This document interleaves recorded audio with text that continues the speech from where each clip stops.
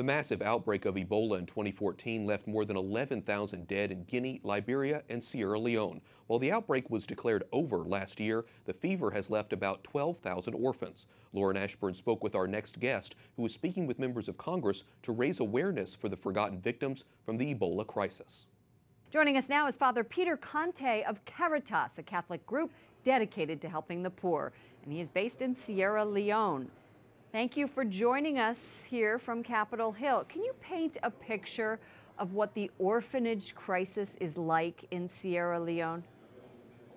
Oh, definitely. You know, Sierra Leone has gone through two major crises, and that is civil war for 11 years, and then Ebola.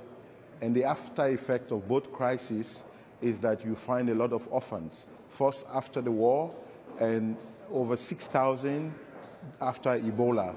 So we have been facing a crisis in which children have been most affected, and therefore there are a lot of orphans around, just, you know, sleeping in the streets and all over. It's horrible. How is Caritas helping them? Well, Caritas has been in the forefront, both from after the war, to resettle these orphans and to find families to take them. After Ebola, the orphans were in a very challenging situation because they were stigmatized, and so it was very difficult to place them into families. And therefore, Caritas, with the help of the Healy Foundation and partners who support us through the Healy Foundation, we set up homes.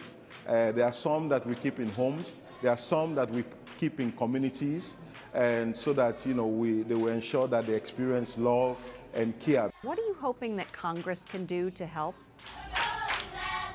Well, first of all, my presence here is one of gratitude in the solidarity and love that we have received. But secondly is to remind, you know, many times after crisis, when the camera is off you, people forget you.